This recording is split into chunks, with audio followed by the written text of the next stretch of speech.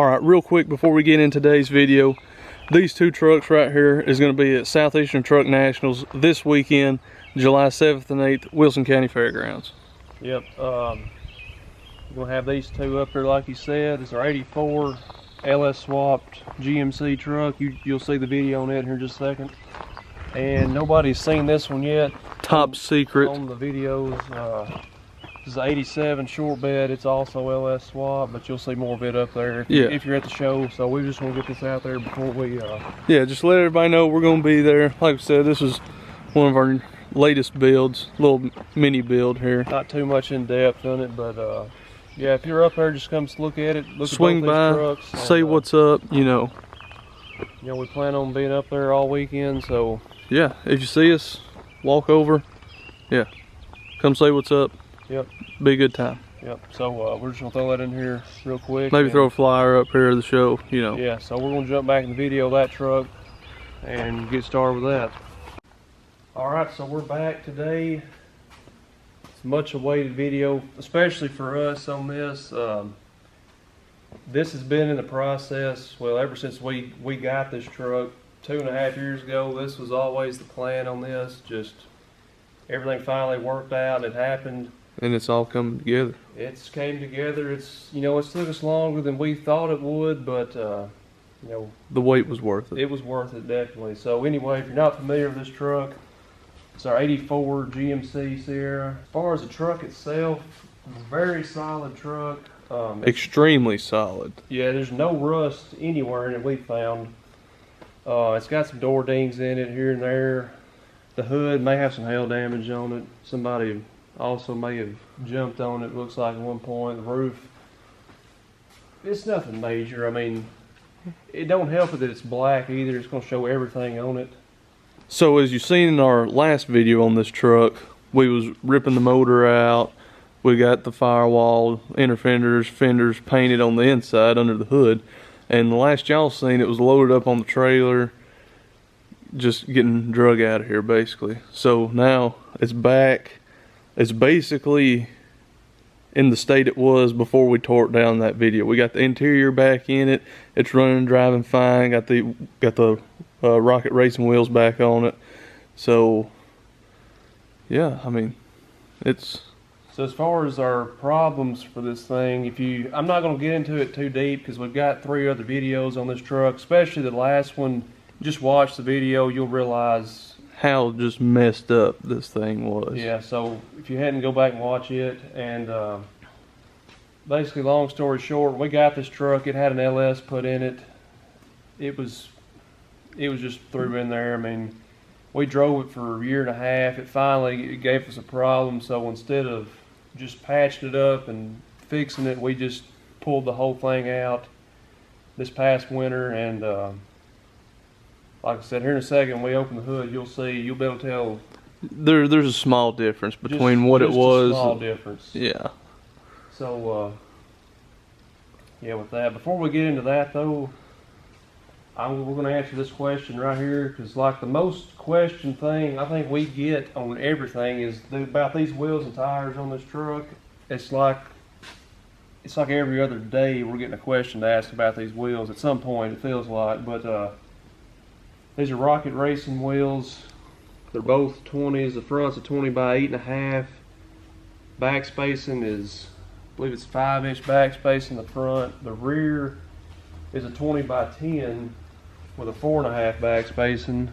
It does have a little lip on it, but I've seen people commenting back to us about these wheels though. Apparently they discontinued either the 8.5 size width or a back space, and I don't know. I hadn't even looked at them again as far as the sizes they offer to sell, but something about one of them, they discontinued a size of it, so I don't know which size that is, but apparently it's the size we have. Yeah, I think it's the front. I think it's the back spacing. When we got these wheels 2 years ago or so, these were, I mean, nobody had hardly ever put these on trucks, and these are car wheels. These are not actually made for trucks. There's the correct lug pattern for trucks. There's a big 5x5, but 5x127. They're made for big GM cars, actually, like Impalas, Caprices, stuff like that. And so when we put these on here,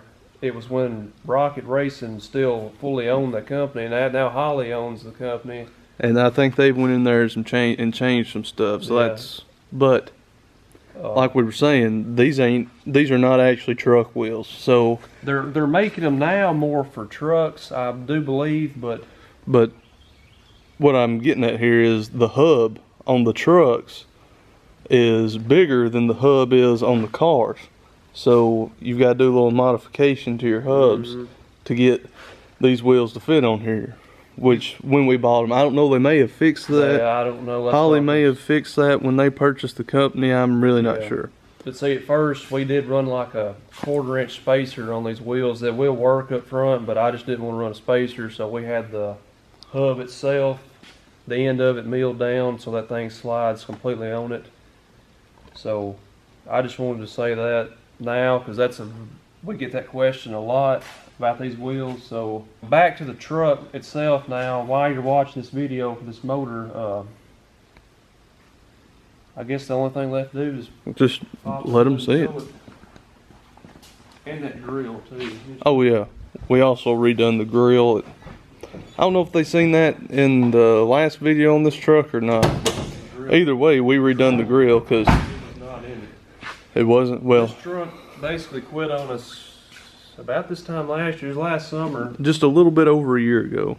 We redone this grill, and we thought we could buy one piece to fix the motor issue, and so we went ahead and redone the grill, put it back in, and then truck looked, the grill looked terrible on this. But if you don't know, the 83.4 GMC grill is the only one of these trucks they don't make. So yeah, nobody makes these grills aftermarket. You basically got to do what you got to do to make it look right. So we spent about a week just completely redoing that, and it looks brand new. Put it back in, and the truck it didn't fix itself. So yeah, we had to sit here for 6 months and just look at it like that. So but it's worth it now. I can't complain. So yeah.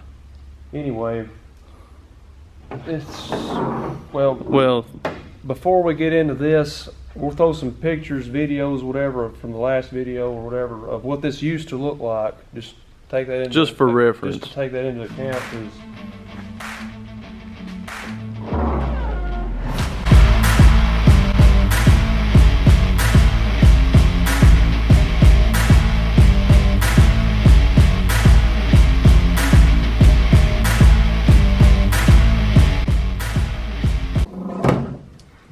there it is in all of her glory.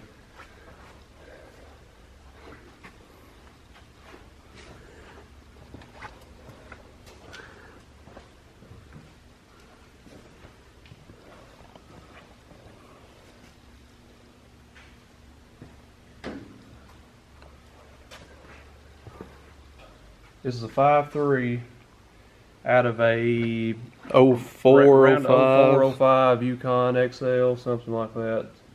So Suburban, whatever. It's a 5.3 4L60. The transmission's got a shift kit and a Corvette servo in it. It was rebuilt when we had this done. We took it and had it rebuilt. Motor itself, it was basically had all the gaskets put in it. I think we had an oil pump put in it. Yeah. It's got a BTR truck Norris cam with push rods and springs in it. I think that's recommended when you put that in there. You don't have to, but if you're going this far, you might as well do that. Yeah. So, and jumping back a little bit, since we are running the truck Norris cam, we are still running we went back to a factory stall converter. We had like a 2800-ish. Yeah, it had a stall in it. It had a stall in it. So we went back to the factory spec converter. So with that, that's basically what's been done internally in this thing. So for what you can see here, you can tell it don't have the truck intake on it, which there's nothing wrong with running the truck intake. We just wanted to do this to make it look cleaner. This is an LS1 intake off a C5 Corvette. You can get them off, I guess, anything with LS1 on it. anything cathedral port head. Yeah. So it's an LS1 out of a C5 vet. When I bought that thing, it had the fuel rails and the injectors in it. It's got the EV1 injectors with the stock LS1 fuel rail. The fuel rail that came on this intake is what's in there. So we done that. And bolting this LS1 intake on here sounds pretty easy, but there's actually a whole lot of stuff that you have to do. Well, I say a whole lot. There's a few things you've got to do to get this to bolt on there, because the throttle body on the LS1 sits so much lower than they do with the truck intakes. The truck intakes, the throttle body is actually sitting about right here. The bottom of it's about right here. So first thing you got to do is your alternator bracket. You can kind of see right there, you've got to cut it straight off right here. And when you do that, you're getting rid of your idler pulley right here. So first thing you got to buy is an idler pulley relocator, and that reroutes your belt right there, allowing this thing to sit all the way down where it needs to be. And second thing you're going to have to buy is a different water pump. You're going to have to buy an LS1 water pump. The one we went with here, it is an F-body water pump, is that right? That's right. You got to buy a 98 to 02 Camaro F-body, anything Trans Am, Firebird water pump for that to work. Which, don't quote me on this, but I believe the truck water pumps, the snout on it is actually on this side. It is. So that you also have to do that, which moves the snout over here to the passenger side for your water pump to clear the throttle body here. And then you also have to buy a F-body tensioner, just bolts onto the water pump. And since it's an LS1 water pump, the accessory drive on the LS1 is sucked in closer to the engine. So if you can see right here, you've got to buy 3/4 inch water pump spacers to set it out even with the truck 534860 accessory drive, which those are ICT billet. So is the idler relocation, which I know Dirty Dingo and there's a few other brands that make the these kinds of parts. And then your belt situation, which we run into, it's a 6-rib belt. That being the high output alternator, it's the bigger one, so it sticks up higher. Yeah, this is a bigger alternator. When I was doing all this research, I didn't realize that, and I ordered a 98-inch belt, which come out to be a little bit too short. So if you're running the high output alternator like this, you're going to have to get a 99-inch belt, which we later figured out. So. Yeah, and if you're kind of confused by all this stuff, we'll put like a complete parts list in the description of what we used on here and stuff. So yeah, and which, if we didn't mention, this is also just a factory truck throttle body too, bolts right up to the LS1 intake. Yeah. So that is everything you have to do to get this LS1 intake on a truck. It's not just bolting it on, because like from our research trying to figure out how to do this, we learned all this stuff, and at first we thought, it's pretty complicated, but after getting it all together, it's we like understand it way better now. So it's not as bad as it looks to be.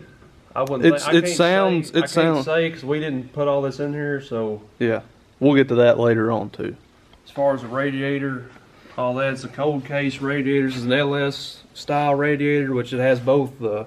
Yeah, this is a true LS, well, meant for LS radiator. It's got both of your inlet and outlet on your radiator on the passenger side, because the truck, the top is on the driver's side, and then you got to run your hose all the way around up through there, and we didn't want that. We wanted to keep it clean and simple. Yeah. So that's why we went with this radiator. Just one short hose just runs right over here. They are a little more expensive, but in my opinion, it's worth it. It cleans it up a whole lot. And the electric fans also came, I think, with that radiator. Yeah. So we done away, this thing had a mechanical fan on it, we done away with it, put the electric fans on it. Before on this thing we were running Camaro F-body manifolds. We got rid of them and got some Speed Engineering long tubes on this thing, and they really made a difference. This thing sounds way better, in my opinion, than it did before. Yeah, I thought, we wondered before we done this if we would lose some of the sound on it, but it's or if it would be too loud, or yeah, but you'll hear it in just a second. I think it's the perfect sound for this truck. So the exhaust it's 3 inches off the header, goes down to 2 3/4 exhaust with 2 Flowmaster 40 series duals out the back. So you'll hear that, like I said, in just a second. And when you're putting one of these motors in or especially truck motors in the square bodies, you need to change your oil pan. This one still had the factory truck oil pan, which I would not recommend because it hangs down about 2 or 3 inches below your engine cross member. So we went ahead and put a new oil pan on it. Had it. Well, we had. When we're saying when we done this, we're just referring to when this motor was put in there. We'll get into that in a second. So, new oil pan. What else we missing here? PSI harness. Yeah, PSI wiring harness. And you can, I'm pretty sure, go in there with PSI, whatever application you're running for the motor, you can go in there and basically build the harness to how you want. Yeah, PSI told them what intake we're running, what injectors mainly. So this harness is wired for the EV1 injectors, which it's a different plug for your regular truck injectors.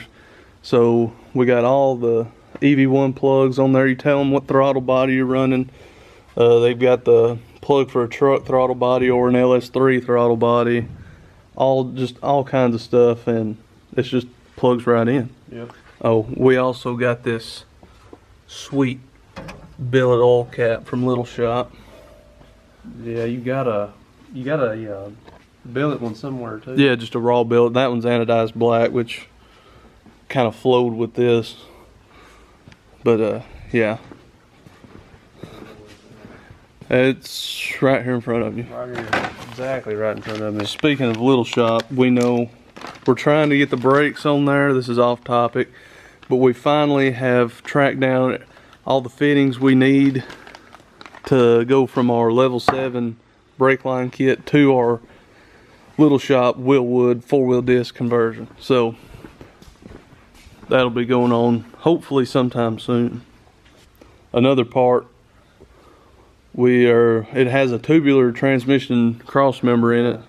Cause I'm not for sure what brand that is. I'm not sure what brand either, but it had the factory one in there, and they just took the rubber bushing out of it, so it was just transmission sitting directly on the cross member, no rubber between it, so that was great.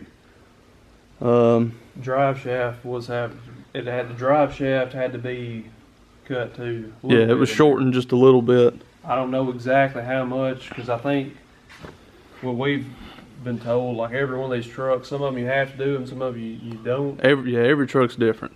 As you see, the block off plate, this is also just kind of on here. We done that temporary just until we get our vintage air on there, but we just got it like a couple days ago. Yeah. So we're gonna be figuring that out at some point here in the next month or so. But that's just, like we said, just temporary on there, because it comes with its own block off plate in there, but this thing had a giant hole right there where that heater core went through it. Yeah, and it was basically like having a window under your feet in there. Yeah, all kinds of road grime and dust and everything was blowing up through there, and hot air, which was not very fun. Yeah, it had a lot of hot air with it. And the last piece, I guess, to all this, to make it fully work in this truck, and probably one of my favorite pieces, oh yeah, would be the gauges for these things. This is one of my favorite things on the whole swap right here. Don't get the Porsche. We'll get to that at a later date. But anyways, the gauges, which they may not look like much right now, but these are Dakota Digital RTX gauges. and I've got to say, these are the best gauges ever made. Yeah, I mean, They, if you have a truck with these in them, it's hard to ever put another set of anything else in them other than these. Especially if you LS one. you can dim them. I mean, it's just, like I said, best gauges ever made. Yeah, and you can put these in non-LS swap trucks. I mean, you can put them with 350s, 305s, stuff like that. But it's just, They work so good in these trucks. yeah, they're the closest thing, in my opinion, to a factory looking gauge that you can get without having a factory gauge in it, and they look way better. Oh yeah. You can change the color. I think everything on there, you can change the color of it to anything you want it. Yeah. You can Bluetooth these to your phone. Yeah, here in a second you'll see that when we get it cranked up. Yeah, you can change the needle color. You can change the color of the numbers. You can change what your mile per or where your mile per hour is at. You've got time over here, which is actually right. Miles, you can do trip miles. It's actually very impressive. It's basically like modern. Yeah, it's modern gauges. Modern really. gauges in an older truck. So, and I know they make these not just for these trucks. I think just about anything now. I think. Yeah, but again, these are the RTX series. They're top of the line gauges, and they are worth it.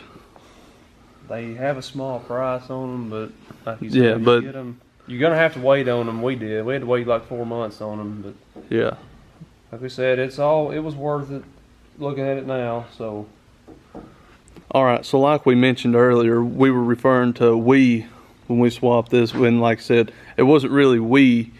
You seen us pull the motor out and paint all the firewall, but we actually had the swap shop in Glen, Mississippi put the motor back in. He painted the motor for us, wired the whole thing, done our radiator setup, gauges, everything basically mechanical. Yeah. That we wouldn't really, I wouldn't say comfortable, but we didn't have the knowledge to do all this stuff. And he's done countless swaps, especially on square bodies, but he just knows everything. Yeah, he helped us out with this, and we really appreciate it. And we done some work on his truck not too long ago, so we filmed a little bit of it, and we'll throw that in here now. And let you see it. Sweet truck. You'll see it. All of that.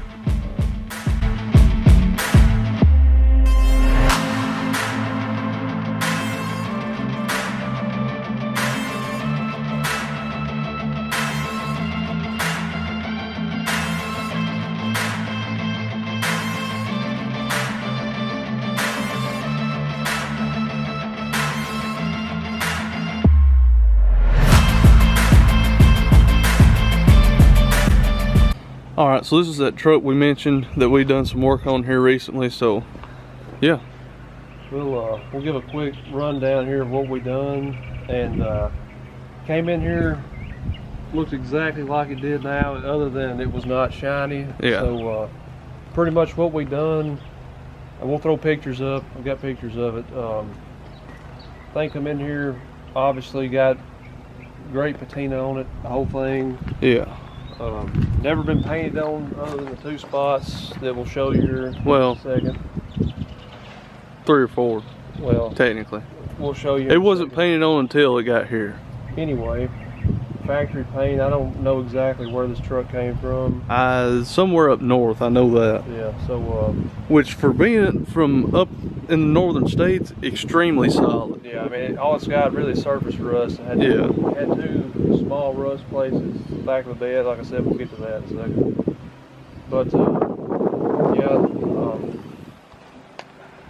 so what we done, took this truck, prepped the whole thing, and treated the rust on it, everything else, and we put clear on this truck to kind of brighten it up, preserve it. You know, a whole lot easier to clean than what it was. I think before they were using the Patina soft stuff, which is just, you know, like it's some sort of oil based just wipe on, and everything sticks to it. Dust sticks to it. Road grime, everything you drive by, you know, it's gonna pick up off the road, throw it on it. It's very hard to clean. So put the clear to it, and I mean it helped the whole truck. Oh, I mean, you look across the roof there. Then we put 3 coats of clear on this thing. Yeah. I mean, the roof is slick. I mean, everything's slick on it, but that. And I don't know if you can tell on camera just how much detail is in all that rust. It's just. So, yeah, what we painted, this front piece right here, this feather piece, it was silver. Come in here and we matched it to the blue. I think the coat on this is 21 light blue. Something like that. Somewhere, I think it's 21. So, this is an 80, I think 83 or 4 model truck. It's just got the 89-91 Suburban Blazer front end on it here. Front end headlight setup. Yeah. So we also matched the scow screen. This was like you can see in the bed, the gray in the bed. Yeah, just raw metal, bare metal that hasn't rusted. That doesn't have any surface rust. Same exact color as that. We matched it brown, which it's not exact on the rust, but it's hard to match rust because it's different on that side. The match is better on this side, but every single panel that's got rust on it is a different color rust. Like just for example here, how light that is compared to how dark. I mean, and this rust kind of has like a red cast to it. Yeah. A lot of places, some more orange and red, but into that. The other spots we fixed, this is probably our most impressive like patinaed work we've ever done, but this had holes in it. I'll throw pictures up. Yeah. I cut a piece out, welded it back in, fixed the rust holes, body worked it, primed it. We had primer from about right here over to somewhere right in here, and we put the rock chips back in, and it was just matched the paint. Matched the paint pretty well, as good as you can get it. I mean, extremely detailed. Which we don't do. Yeah, we don't do this every day. We do, you know, just matching straight paint most of the time. So doing this was kind of a challenge, but it was. Yeah, and obviously this truck has been cut down. It started out life as a long bed, but not here. Not here. Came here like this. Everything. But still, everything was done when it came here like this. The detail on this rust is just you can't mimic that. Yeah. Inside the bed, it also got cleared as well. Something too, if there's wind noise, we're sorry about that. Yeah. You can't have more lawnmower across the road, so. Yeah, just bear with us for a little while. So then fix that bedside like we said. Also, this was rusted almost. This is the impressive side. Okay. This one was rusted the exact same way. Again, we'll put pictures up here, and again, we have primer to about the bottom of this hole over to about right in here somewhere. And yeah, same thing as the other side. Cut a piece of metal out, cut the rust out, body worked it in. We put this line all back in it. It was pretty challenging, I'll say, but I don't think it could have turned out any better than that. I mean, I'm very happy with how it came out. So, but yeah, just step back and this truck's usually not on the 15s. I think he's got some torque thrust or something to go on it, but yeah, it was at C10 Nationals in Nashville this past October. September, October. I believe it's been to LS Fest before. So yeah, you'll see this truck around at some bigger shows this year, I'm sure. And it's owned by the guy that done our swap on the black truck in there. The swap shop in Glen, Mississippi. Done a great job. He owns this truck, and like I said, does a great job as always. So yeah, we're just gonna throw that in here in this video. Yeah, pop the hood on this thing. Yeah, so obviously it is LS swap. It's a 5.7 LS1, I believe. Truck Norse cam, speed engineering headers. A lot of the same stuff that is on our black truck is on this thing. Electric fans, aluminum radiator. Got a Phytech intake. Just really clean. This whole system's a Phytech, run off it, so. Just really clean setup. Yeah. So yeah, that's really about.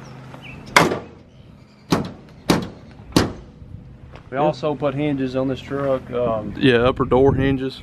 Recommend too, if anyone ever wants hinges, unless really they're about to fall off, I wouldn't put hinges on it. No, they were a pain to say the least. They are a pain to put on, so because if you don't get the adjustment just right, this right here will overlap and get too much. The door won't shut with the striker, and it's just it's a real pain. Finally though, got these shutting, opening, shutting good. I mean,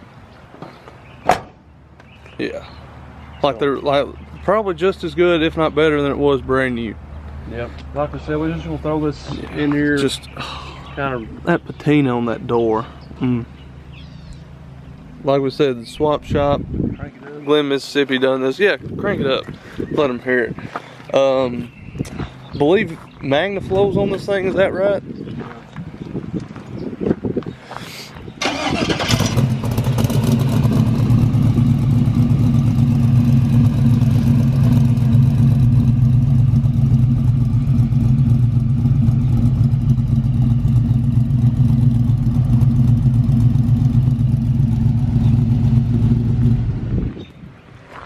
So yeah, that's sounds good. Yeah. So we were just gonna throw this in there just to talk about it, kind of a little project we done just in between some stuff, and so we'll just jump back to the video now and back to it.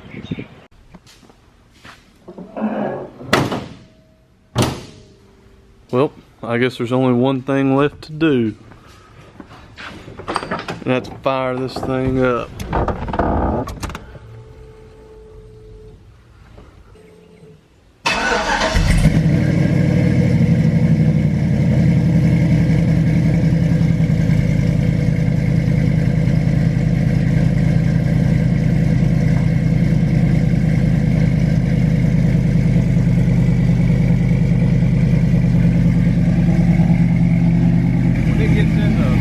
It'll start loping here in a second. Yeah, it gets out of the high idle.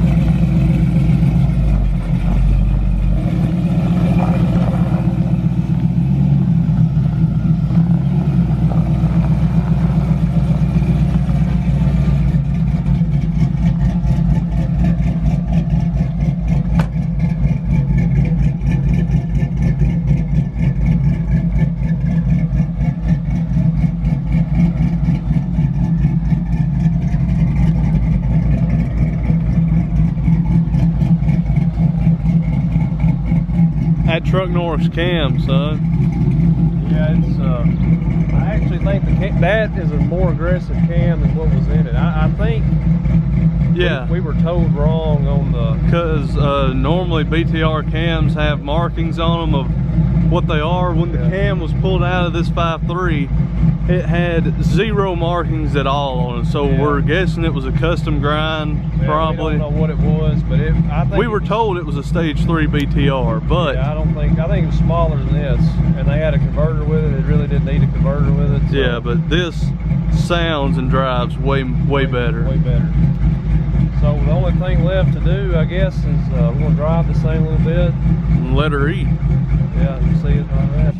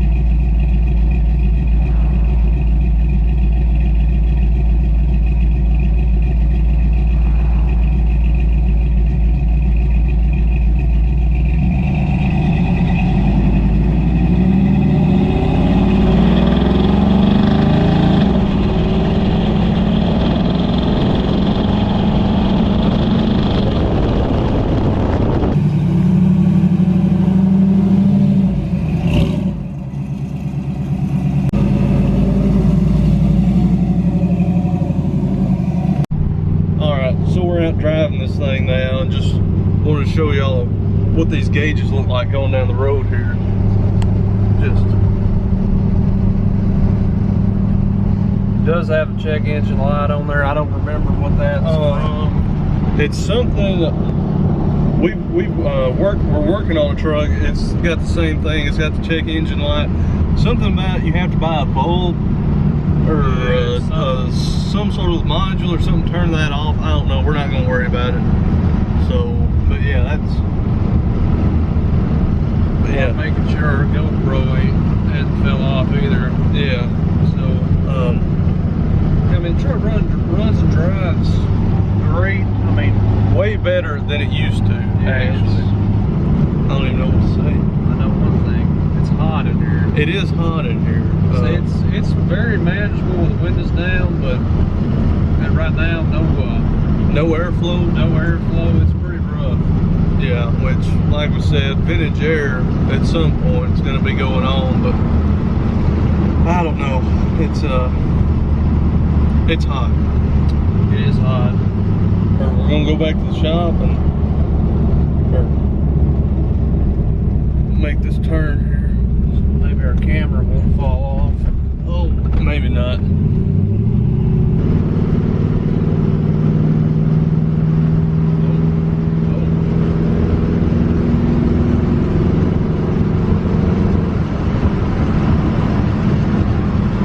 So we're heading back to the shop now.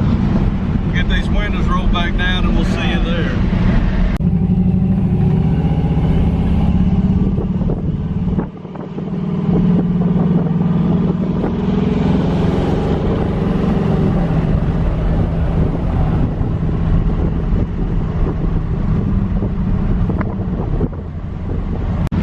Alright, so I forgot to mention with the gauges here, earlier I said you could Bluetooth them. So yeah, right here.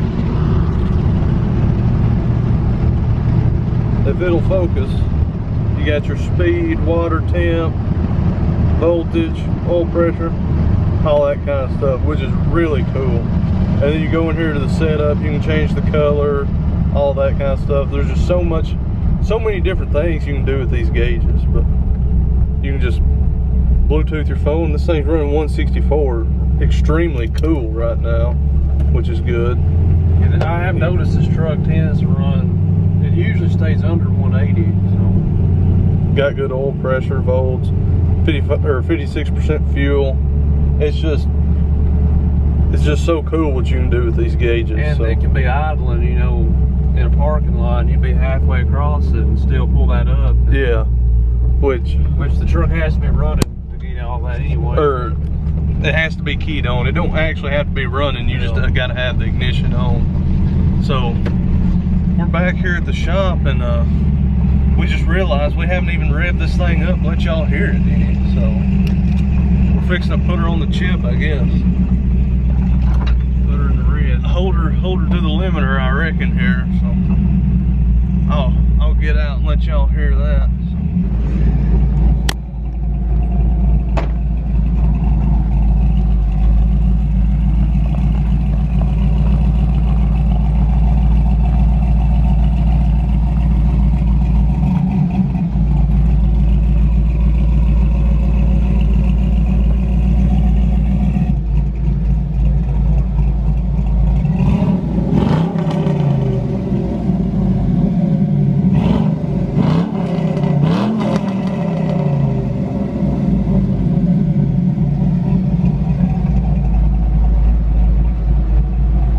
What kind of RPM was that?